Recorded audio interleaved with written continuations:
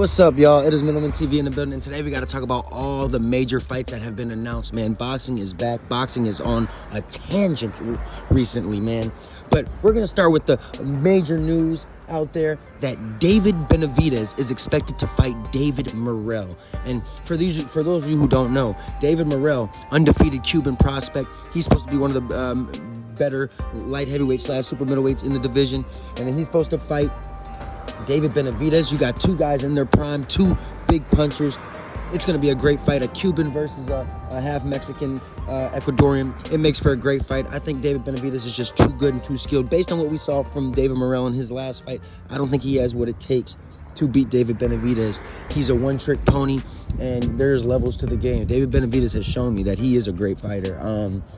David Morell, I'm not so sure. He's got potential, a lot of potential, and I think he could be a great fighter, but there's a lot. It seems like when the times get tough for David Morell, he falls short and he starts to dig a hole and die. I saw him in his last fight. I forget who he was fighting. I forget the guy's name, but the guy was giving him some go. You know, Morell was supposed to knock him out. He couldn't even do it. But nonetheless, I'm very excited for this fight. David Morell versus David Benavidez. Once again, Canelo Alvarez ducking David Benavidez. So David Benavidez basically saying, hey man, I got to take my career into my own hands and make the best of my decisions with what I got. So fighting David Morell, it's a great fight. It's a super fight. It's a mega fight. It's a fight that boxing fans want to see, and I'm not complaining about it. Switching topics. Boxing, like I said, has been on a tangent. We also have Martin Bakole with a potential to fight Kabayel. If that fight gets announced, Kabayel versus Bakole is a major fight. Two top 10 potential players in the heavyweight division. And the winners, they're saying, could potentially fight Daniel Dubois. So that just makes for a tremendous fight. And I hope that they do make that fight. And that would be a great fight. I would have to favor Bakole if they were to fight, because I think he's just too big for Kabayel. But Kabayel does have what it takes to beat a guy like Bakole, because a boxer with a good jab is his weakness, as we saw with Michael Hunter. As for this Gervonta Davis undercard coming up very soon in a few months, we don't have an official undercard, but I'm hearing that we're going to get Sander Martin versus Alberto Puello. Now, I'm not very excited for that fight.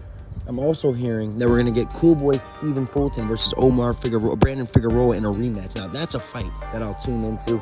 That's a fight that I want to see. It's hard to believe that Cool Boy Fulton's going to get back in the ring after fighting in late September and being dropped and everything. He's going to get right back in the ring in December. But, hey, man, if Cool Boy feels like he's ready and he's sharp, let's do it, man. I love it. Brandon versus Brandon Figueroa is a great fight. And I'm also hearing that Demetrius Andre and Charlo will also be the co-main event of that show. There's no confirmation on that yet. I've just seen a couple posts and tweets and stuff like that saying that the undercard, that there will be Charlo versus Andrade. I'm just here to let you know, Andrade versus Charlo would top it off for me. That would be a pay-per-view that I will absolutely pay for if they put Charlo Andrade on there.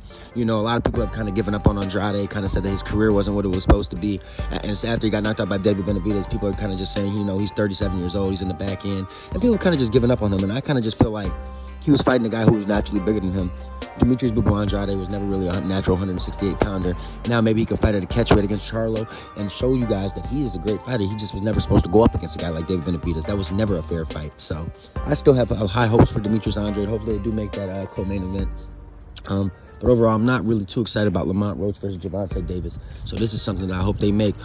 Also, Vasily Lomachenko goes from avoiding Gervonta Davis to potentially announcing his retirement. It looks like Vasily Lomachenko is going to retire from boxing, y'all. I can't believe this.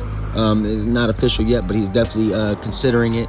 And that is pretty crazy to think about, considering that, you know, there's a lot of opportunities still out there roaming for Vasily Lomachenko. Let me know what y'all think, man. Leave y'all comments in the comment section. Hit that like button. Do y'all think Vasily Lomachenko should retire? Do y'all think that the undercard will be acceptable for the Gervonta Lamont Roach show? Or do you think it's going to be a bag of shit? And are you guys happy with some of these future fights announced? Are you guys happy with David Morell versus David Benavidez? Are you guys happy with Kabayel versus Martin Bakole? Let me know. Leave y'all comments in the comment section. I'm going. Peace.